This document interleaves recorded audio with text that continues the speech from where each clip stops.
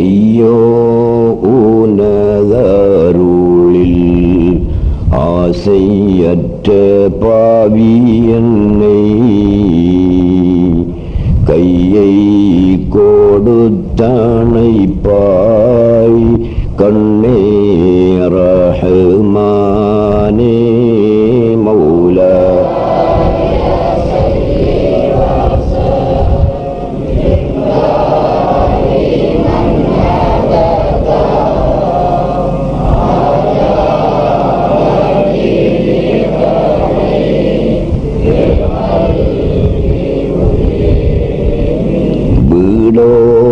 என் தேகம் வீழுமிடந்தான் வீதிகளோ காடோ செடியோவன் கண்ணே ரஹ்மானே மௌலா.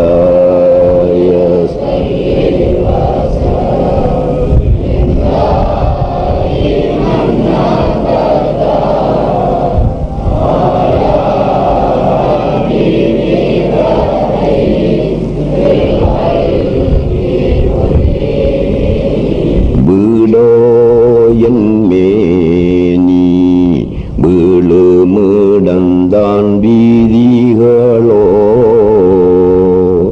காடோ செடியோவன் கண்ணே ரஹ்மானே மௌலாய ஸல்லி வஸல்லிம் தாயிமன் அபதா.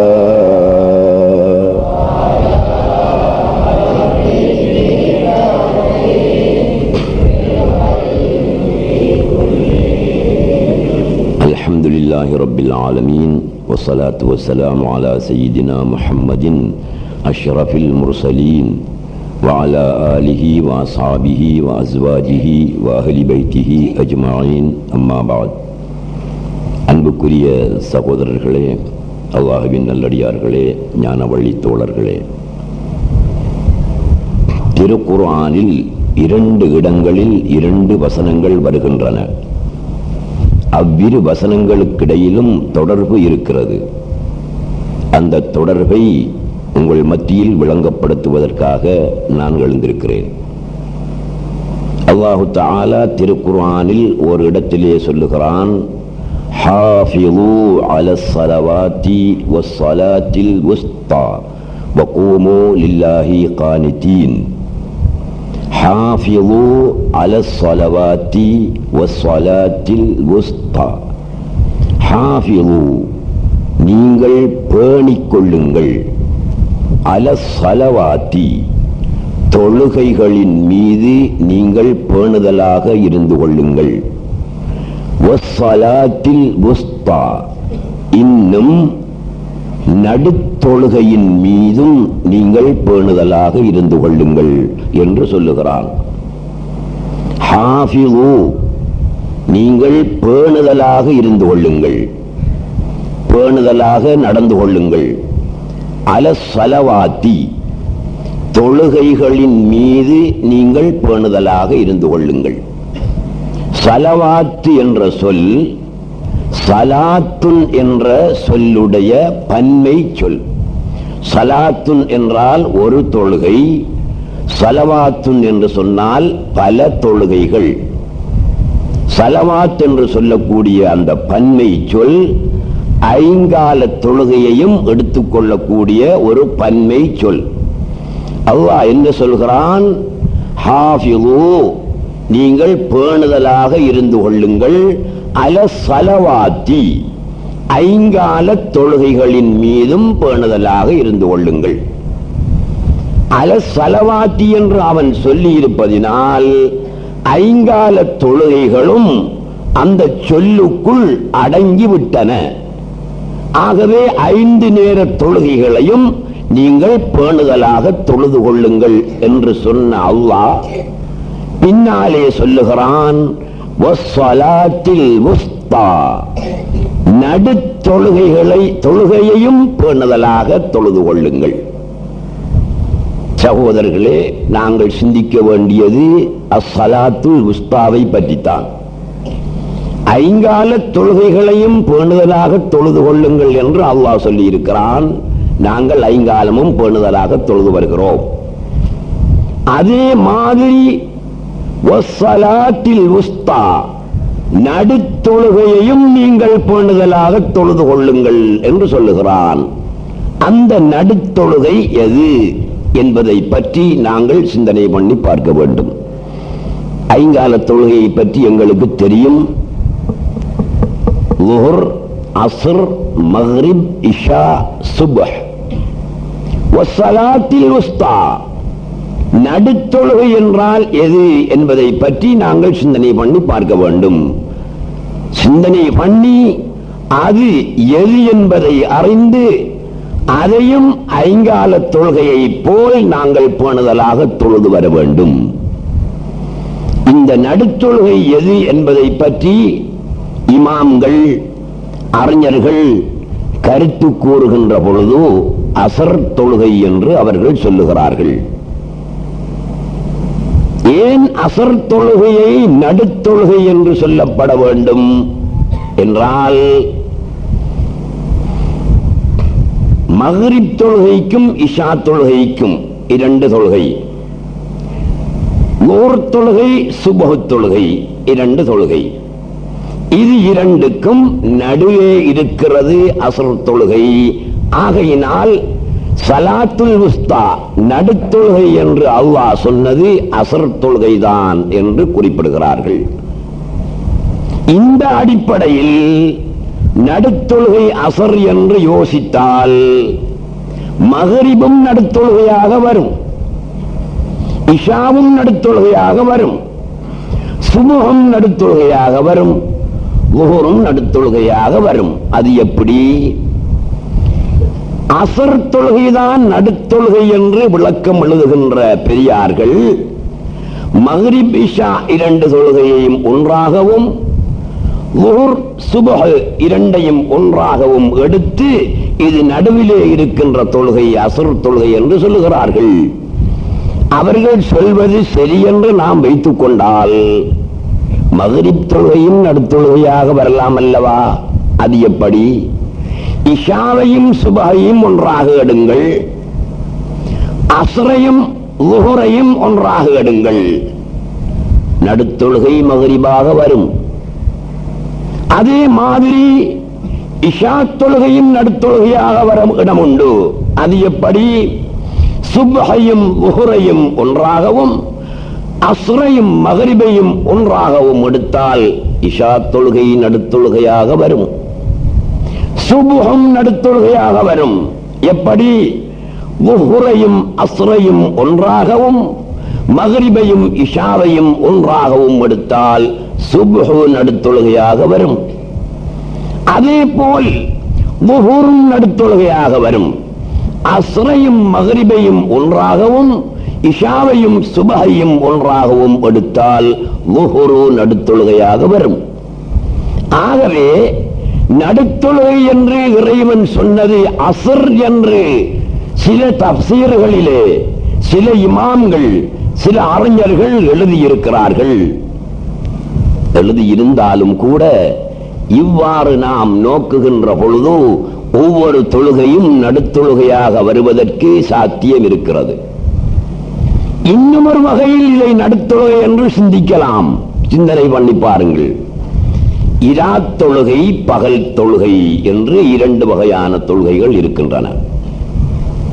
இரா தொழுகை, இரா தொழுகையில் எது எது சேரும்? மக்ரிபும் இஷாவும் இரா தொழுகையில் சேரும். பகல் தொழுகையில் எது சேரும்?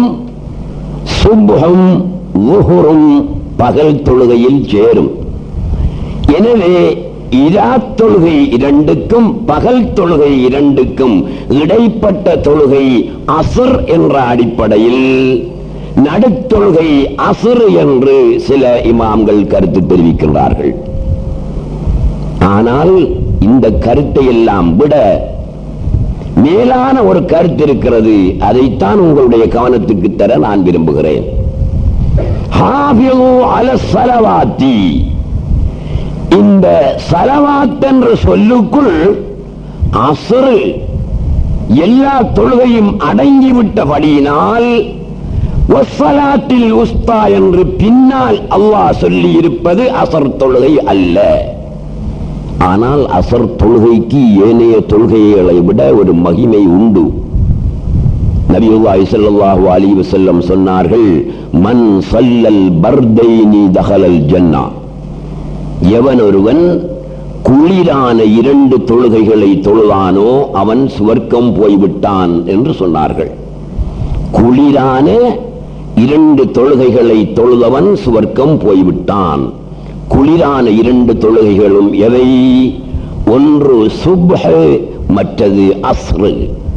இது ரெண்டுமே குளிரான நேரத்தில் இடம்பெறக்கூடிய தொழுகையாக இருப்பதினால், அது மட்டுமல்லாமல் சுபஹு தொழுகையின் நேரத்திலே அதிகமான மக்கள் உறக்கத்தில் இருக்கின்றார்கள், தொழுகையை விட்டு விடுவார்கள், அதில் கவனம் செலுத்த மாட்டார்கள், பொடுபோக்கு செய்து விடுவார்கள்.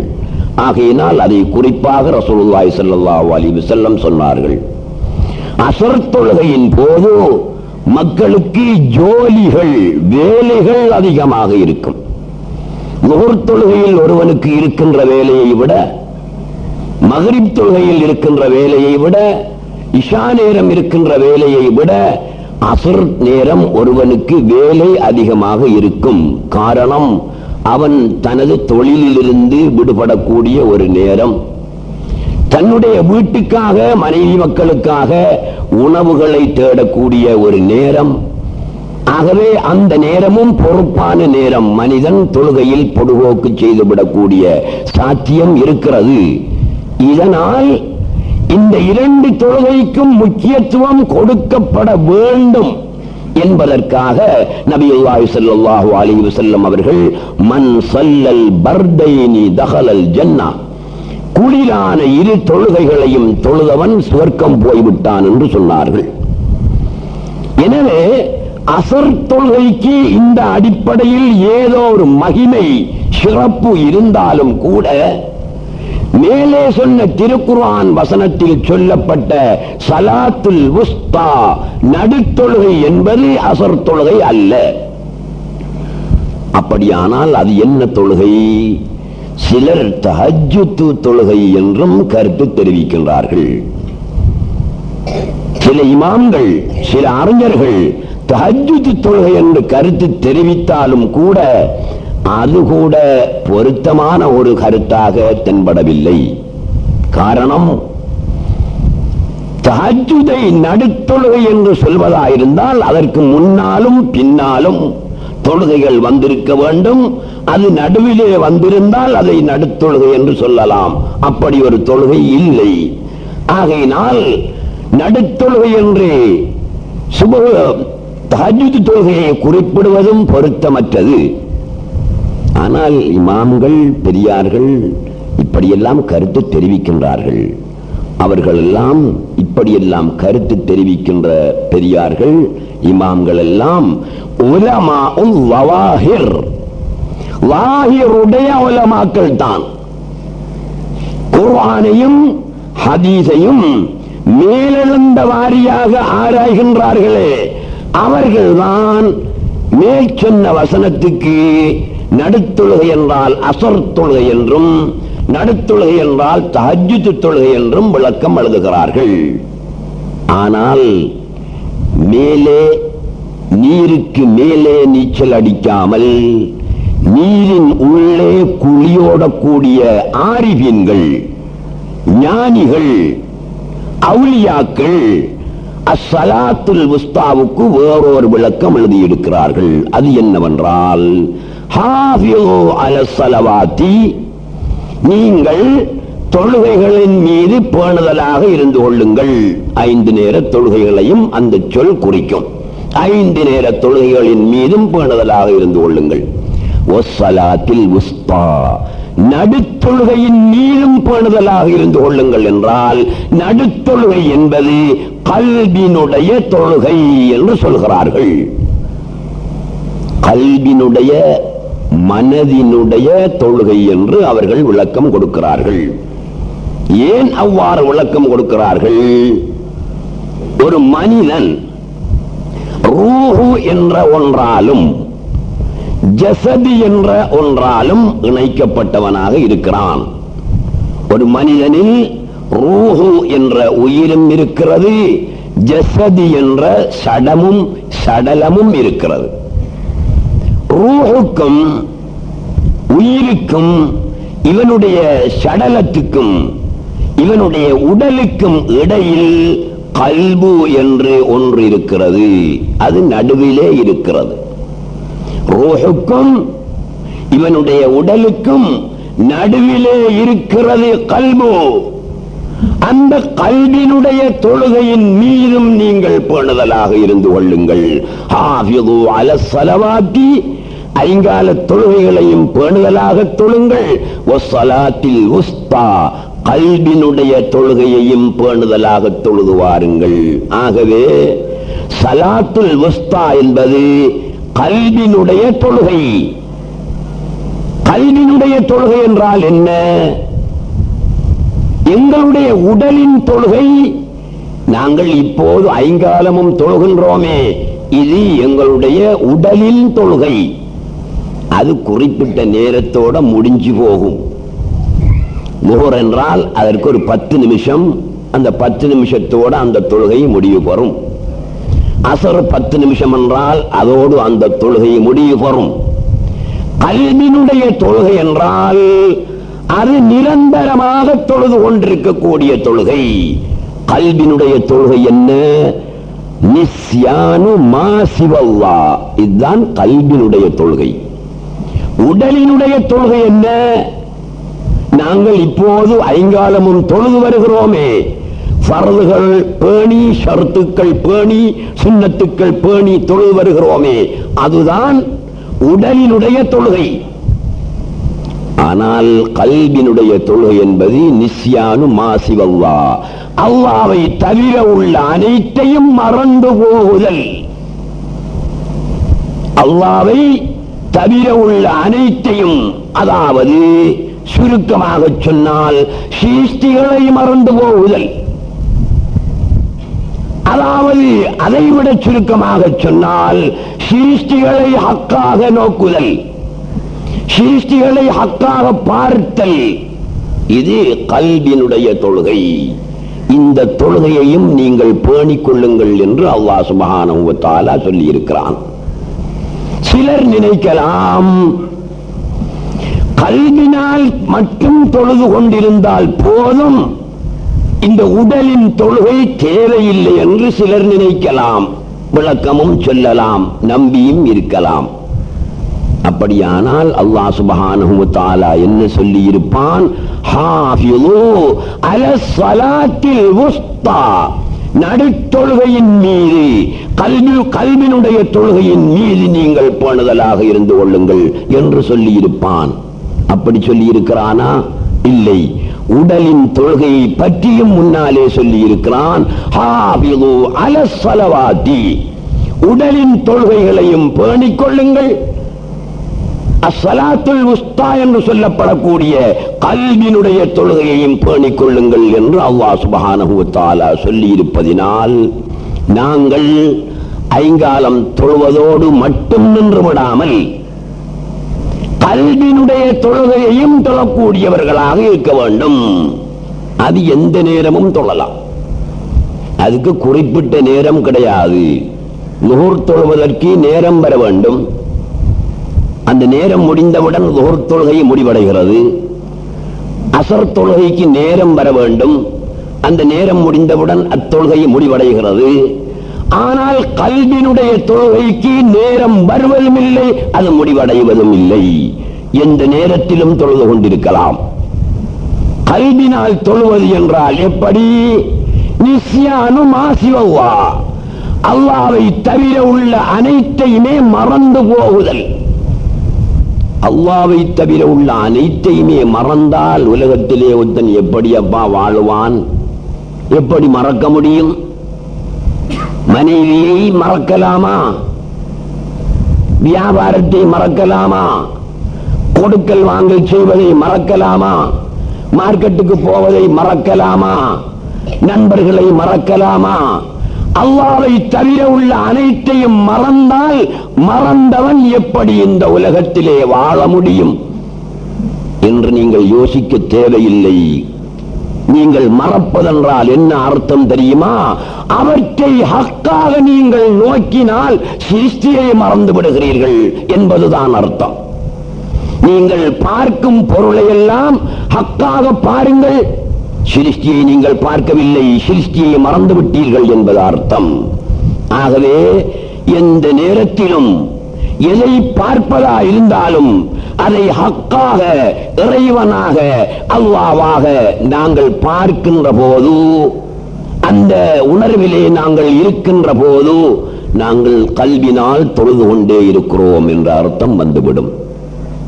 இன்னொரு ஆயத்திலே அல்லாஹ் சுப்ஹானஹு வ தஆலா சொல்கிறான், இல்லல் முஸல்லீன அல்லதீன ஹும் அலா ஸலாத்திஹிம் தாயிமூன்.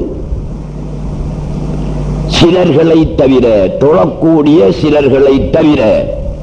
எப்படியானவர்கள்? அவர்களுடைய தொழுகையின் மீது அவர்கள் நேமமாக இருப்பார்கள். அவர்கள் அவர்களுடைய தொழுகையின் மீது நிரந்தரமாக இருப்பார்கள்.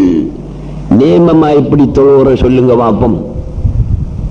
நேமமா தொழலாமா? ஒருத்தனால தொழ இயலாது. எப்படி தொழுகிறது? 5 நிமிஷம் தொழலாம், அல்ல 10 நிமிஷம் தொழலாம், அல்ல ஒரு அரை மணி தியாலம் தொழலாம். 24 மணி நேரமும் தொழுகையிலேயே இருக்க முடியுமோ? ஆரால முடியும்? நபிமார்கள் அப்படி தொழுவதாக வரலாறு இருக்கிறதா? 4 ரக்காத்து ஓராண்டா 4 ரக்காத்தான் தொழுதிருக்காங்க. தொழுக முடிஞ்சா அவங்க வீட்டுக்கு போயிடுவாங்க. இஷா 4 ரக்காத்தண்டா 4 ரக்காத்து தொழுவார்கள். தொழுகை முடிந்தால் வீட்டுக்கு போய்விடுவார்கள். தொழுகையிலே நேமமாக நிரந்தரமானவர்களாக எந்த நபிமாரும் தொழுவதாக வரலாறு இல்லை. எந்த ஒலிமார்கள் தொழுவதாகவும் வரலாறு இல்லை. எங்களால் தான் தொழ முடியுமா? தொழ முடியாது. எந்த நேரம் 24 மணி நேரமும் தொழுது கொண்டிருந்தால் தான் தொழுகையில் அவன் நேமமாக இருந்தான் என்ற அர்த்தம் வரும். அப்படி தொழுதால் மார்க்கெட்டுக்கு போறது இல்லையா? வியாபாரம் செய்யறது இல்லையா? மனைவி மக்களுடன் பேசுறது இல்லையா? கொடுக்கல் வாங்கல் பண்றது இல்லையா? ஊர் சுத்தி பார்க்கறது இல்லையா? இவைகள் எல்லாம் தேடப்பட்ட வேண்டப்பட்ட விஷயங்கள். இவற்றையெல்லாம் செய்யத்தான் வேண்டும். அல்லாஹ் என்ன சொல்கிறான்? தொழுகையில் நேமமாக இருந்தார்களே அவர்களை தவிர அவர்கள்தான் நல்லவர்கள் என்று அல்லாஹ் சொல்கிறான். தொழுகையில் நேமமாக இருக்கிறதா இருந்தால் உடல் தொழுகையில் நேமமாக இருக்க முடியாது. உடலால் தொழக்கூடிய தொழுகை குறிப்பிட்ட நேரத்தில் மாத்திரமே தொழ முடியும், நேமமாக தொழ முடியாது. நேமமாக எந்த தொழுகையை தொழலாம்? அஸ்ஸலாத்துல் வுஸ்தா என்று சொல்லப்பட்ட நடுத்தொழுகை என்று வர்ணிக்கப்பட்ட கல்வினால் தொழக்கூடிய தொழுகை நேமமாக தொழுது கொண்டிருக்கலாம். 24 மணி நேரமும் தொழுது கொண்டிருக்கலாம். நீங்கள் கேள்விப்பட்டிருப்பீர்கள், நாங்களும் சொல்லி இருக்கிறோம். 40 வருடங்கள் ஓர் ஊரில் வாழ்ந்து கொண்டிருந்த ஒரு ஞானி ஒரு நாள் ஹுத்பா பிரசங்கத்திலே சொல்லுகிறார், நான் இந்த ஊரிலே 40 வருடங்களாக வாழ்ந்து கொண்டிருக்கிறேன், ஆனால் இதுவரையும் நான் மனிதர்களை காணவில்லை என்று சொன்னார். குத்துபாவுக்கு வந்தவர்கள் எல்லாம் ஆத்திரப்பட்டு, அப்ப என்ன எங்களை எல்லாம் மாடண்டா சொல்றீங்க? நீங்க மனிதர்களை காணவில்லை என்றால் அப்ப மாடுகளையா பார்த்து கொண்டிருந்தீர்கள்? எங்களை மாடுகள் என்றா சொல்கிறீர்கள் என்று ஆத்திரப்பட்டார்கள். அவர் என்ன சொன்னார் அந்த ஞானி? நான் அல்லாஹ்வை தவிர வேறு எதையுமே பார்க்கவில்லை. கருத்தென்ன? நான் எதை பார்த்தாலும் அல்லாஹ்வாக பார்த்து கொண்டிருக்கின்ற காரணத்தினால் நான் சிருஷ்டியை காணவில்லை, மனிதர்களையும் காணவில்லை, மனிதர்கள் அல்லாத எந்த ஒரு சிருஷ்டியையும் காணவில்லை என்று அவர் சொன்னார். இப்படி வாழக்கூடியவர்கள் எந்த நேரத்திலும் தொழுது கொண்டிருக்கக்கூடியவர்கள் என்பதை நாங்கள் விளங்கிக் கொள்ள வேண்டும். எனவே அன்புள்ள சகோதரர்களே, நாங்கள் ஐங்காலமும் தொழ வேண்டும். அதில் நாங்கள் துறக்குறைச்சல் செய்யக்கூடாது, பொடுபோக்கு பண்ணக்கூடாது. ஐங்காலமும் தொழுவதோடு மட்டும் நின்று விடாமல் படுத்துக்கொண்டும் நடந்து கொண்டும் ஓடிக்கொண்டும் குந்திக்கொண்டும் உறங்கிக் கொண்டும் இந்த எல்லா நிலைமைகளிலும் தொழுது கொண்டிருப்பதற்கு இஸ்லாத்திலே ஞான வழியிலே இடம் இருக்கிறது. அது என்ன? அல்லாஹ்வுடைய சிந்தனையிலே நீங்கள் இருங்கள். தஃபக்குரு சாஅத்தின் கைருன் மின் இபாதத்தி அல்ஃபி ஸனா. 1000 வருடங்கள் வணங்குவதை விட ஒரு நொடி, ஒரு வினாடி இறைவனுடைய சிந்தனையிலே இருப்பது சிறந்தது என்று சொன்னார்கள் நாயகம் ஸல்லல்லாஹு அலைஹி வஸல்லம். ஒருத்தன் இரவெல்லாம் நின்று வணங்கிக் கொண்டிருக்கிறான். ஒருவன் ஒரு வினாடி, ஒரு நொடி அல்லாஹ் சுப்ஹானஹு வ தஆலாவை பற்றி சிந்திக்கிறான். இவ்விருவரிலும் தரஜா கூடியவர் யார்? இவ்விருவரிலும் சிறந்தவர் யார்? இரவெல்லாம் 24 மணி நேரமும் நின்று வணங்கினவரா, அல்லது ஒரு வினாடி அல்லாஹ்வை பற்றி சிந்தித்தானே அவனா? யார் சிறந்தவன்? வணங்கினவன் சிறந்தவன் அல்ல. ஒரு நொடி அல்லாஹ் சுப்ஹானஹு வ தஆலாவை பற்றி சிந்தித்தானே அவன் தான் 24 மணி நேரமும் வணங்கினவனை விட சிறந்தவனாக ஆகிறான். ஆகவே நாங்கள் 24 மணி நேரமும் தொழுதவர்களாக ஆக வேண்டுமாயிருந்தால் எந்த நேரமும் அல்லாஹ்வுடைய ஞாபகத்திலே இருக்க வேண்டும். தவறாக நீங்கள் புரிந்து கொள்ளக்கூடாது. ஒரு வியாபாரி கேட்கக்கூடாது, வியாபார கடையை திறந்து கொண்டு அல்லாஹ்வுடைய ஞாபகத்திலேயே இருந்து கொண்டிருந்தால் மாற மக்களுக்கு எப்படி வியாபாரம் பண்றது, எப்படி கணக்கு வழக்கு பார்க்கிறது அப்படி என்று நீங்கள் நினைக்க கூடாது. வியாபாரம் செய்வதற்கு சாமான் வாங்குறதுக்கு கூட கடைக்கு ஒருவன் வருகிறானா, நீங்க என்ன நினைக்கணும்? அல்லாஹ் அல்லாத ஒன்றுமில்லை, அல்லாஹ் தான் வருகிறான் என்று நீங்கள் நினைத்தீர்களே, ஆனால் அல்லாஹ்வுடைய நினைவிலேயே இருக்கிறீர்கள். அல்லாஹ் வல்லவா ரஸாக், ரிஸ்க் தாரவன் யாரு? அல்லாஹ். அதான் ஈமான்.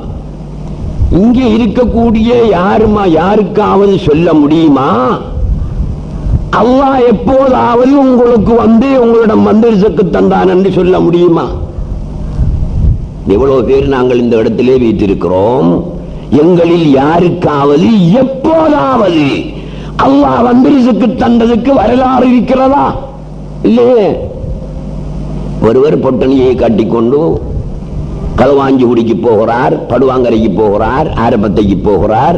போய் காலையிலிருந்து மாலை வரையும் சுற்றிவிட்டு வியாபாரம் எல்லாம் செய்துவிட்டு வீட்டுக்கு வருகிறார். கணக்கு பார்க்கிறார், 1000 ரூபாய் மிஞ்சி இருக்கிறது. இவருக்கு அந்த 1000 ரூபாவையும் கொடுத்தவன் ஆறு? கணபதி புள்ளை, கதிரேசன், அப்புஹாமி, இப்படியானவர்கள் தான் இந்த 1000 ரூபாவையும் இவனுக்கு கொடுத்தார்கள். இவன் இந்த 1000 ரூபாவையும் எண்ணி லாபமாக கிடைத்ததை பார்த்துவிட்டு அல்லாஹ் தஆலா நியமத்து செய்தான், ரிஸ்க் தந்தாயிருக்கான் என்று சொல்றான்.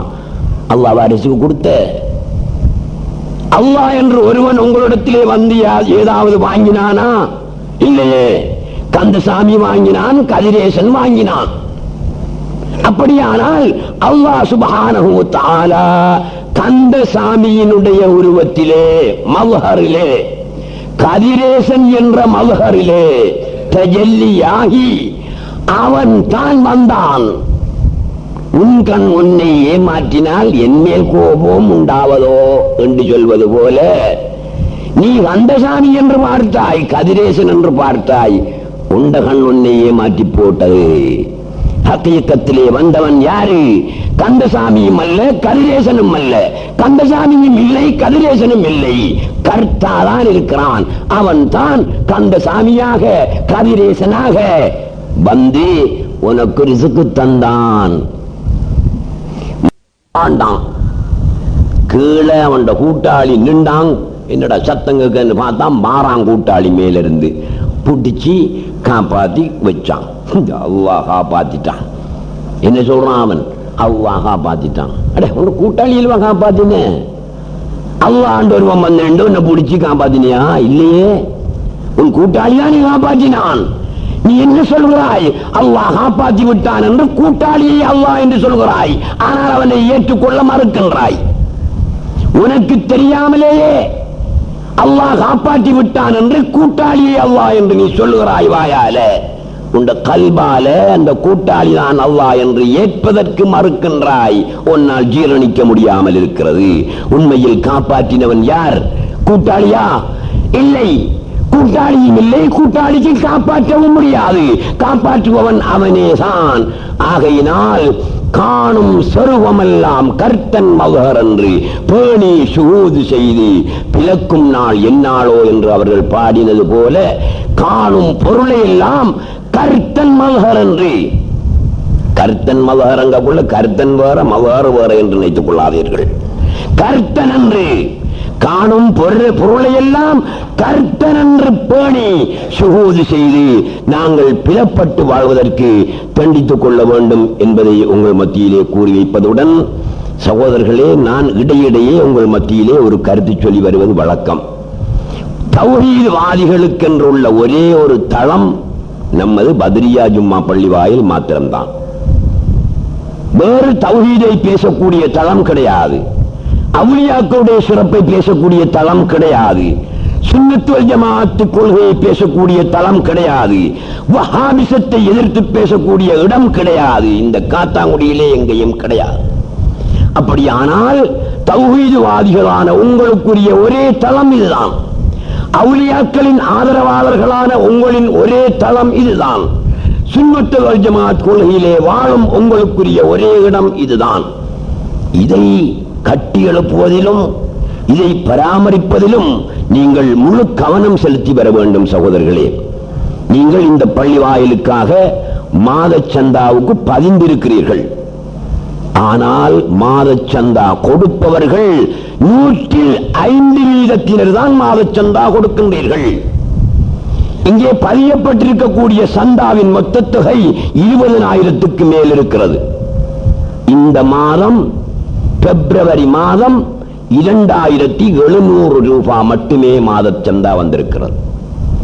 அதே விதமாக ஜனவரி மாதத்திலே 2800 ரூபாய் மாத சந்தா வந்திருக்கிறது. இந்த பள்ளி வாயினுடைய சகல செலவுகளுக்கும், சம்பளம், லைட் பில், சகல செலவுகளுக்கும் மாதாந்தம் 21,000 ரூபாய் தேவைப்படுகிறது. மற்ற பள்ளி வாசல்கள் போல் நமது ஒரு ஸ்தாபனம் அல்ல. நம்மளிடத்திலே பல ஸ்தாபனங்கள் இருக்கின்றன. அல் குல்லியத்து ரப்பானியா இருக்கிறது, பள்ளி வாசல் இருக்கிறது, இஸ்லாமிய விஞ்ஞான பேரவை இருக்கிறது, குத்பியா மஜ்லிஸ் இருக்கிறது, கரீப் நவாஸ் நிறுவனம் இருக்கிறது. இங்கெல்லாம் வேலை செய்யக்கூடியவர்களுக்கு கொடுக்கப்படக்கூடிய சம்பளம், இந்த ஸ்தாபனங்களுக்கு தேவைப்படக்கூடிய தேவைகளுக்கு செலவிட வேண்டிய பணம் மொத்தம் 21,000 ரூபாய் தேவைப்படுகிறது. மாதம் ஒன்றுக்கு 2,700 2,800 வந்தால் பாக்கி பணம் பள்ளியினுடைய இருப்பிலிருந்து போட்டு கட்ட வேண்டிய நிலைமை ஏற்படுகிறது. மாதம் ஒன்றுக்கு 15,000 20,000 ரூபாய் போட்டு கட்டினால் வருடம் ஒன்றுக்கு இந்த பள்ளி வாயிலால் இருப்பு பணத்தில் இருந்து எவ்வளவு எடுக்கப்படும் என்பதை நீங்கள் சிந்தனை பண்ணி பார்த்துக் கொள்ளுங்கள் சகோதரர்களே. எனவே உங்களிடத்தில் தௌஹீத்வாதிகளாகிய நீங்கள் குடும்பத்தவர்கள், மற்றவர்களிடத்திலே கேட்க முடியாது, தரவும் மாட்டார்கள். சுன்னத் வல் ஜமாஅத் ஆகிய உங்களிடத்திலே தான் நாங்கள் கேட்கலாம். தௌஹீத்வாதிகளாகிய உங்களிடத்திலான் உரிமையோடு கேட்கலாம். உரிமையோடு கேட்கிறோம். உங்களில் மாதாந்தம் 100 ரூபாய் கொடுப்பதற்கு வசதியுள்ளவர்கள் 100 ரூபாவை கொடுங்கள். பெரிய காரியம் இல்லை. ஒரு மனுஷன் மாதம் ஒன்றுக்கு இந்த தௌஹீத் தளத்துக்காக 100 ரூபாய் கொடுக்கிறான் என்றால் ஒரு நாளைக்கு 3 ரூபாய் 50% 60% அவர் செலவழிக்கிறார். ஒரு சிகரெட் குடிக்கிறத குறைச்சா சரி, சிகரெட் குடிக்கிறார்கள். வெத்தில போடுறாக்கள் ஒரு 2 வெத்தில போடுறத குறைச்சா சரி. அன்றாடம் செலவழிக்கக்கூடிய செலவில் ஒரு 3 ரூபாய் 50% குறைச்சால் சரி. மற்றவர்கள் நீங்கள் மாதம் ஒன்றுக்கு 100 ரூபாய் தாராளமாக கொடுக்கலாம். அல்லது ஒரு நாளைக்கு 1 ரூபாய் 50% நீங்கள் மாதம் ஒன்றுக்கு 50 ரூபாய் தாராளமாக கொடுக்கலாம். இது பள்ளி வாயிலால் தேடி வந்து உங்களுடைய காலடியிலே பரவதற்கு நீங்கள் எதிர்பார்க்க கூடாது. இது உங்களுடைய கடமை. தௌஹீதை வளர்ப்பது, இந்த ஏகத்துவத்தை நிலை பெறச் செய்வது உங்களுடைய கடமை. அந்த கடமைக்காக உங்களுடைய பணத்தை எடுத்துக்கொண்டு நீங்கள் தேடி வந்து கொடுக்க வேண்டிய கடமைப்பாடுடையவர்களாக இருக்கிறீர்கள். ஆனால் நீங்கள் அதை உணராமல் இருக்கின்றீர்கள் சகோதரர்களே. எனவே இந்த மாதத்தில் இருந்தாவது இந்த சந்தா விஷயத்தில் கவனம் செலுத்த வேண்டும் என்று கேட்டுக்கொள்கிறேன். என்னிடத்திலே ஒரு லெஜர் போடப்பட்டிருக்கிறது. நீங்கள் விரும்பினால் என்னை சந்தித்து அந்த லெஜரிலே, அந்த புத்தகத்திலே நீங்கள் மாதாந்தம் தரக்கூடிய ஒரு கணிசமான ஒரு தொகையை பதிவு செய்து இந்த மார்ச் மாதத்திலிருந்து அதை கொடுக்குமாறு உங்களை கேட்டு விடைபெறுகிறேன். அஸ்ஸலாமு அலைக்கும் வரஹ்மத்துல்லாஹி வபரகாத்துஹு.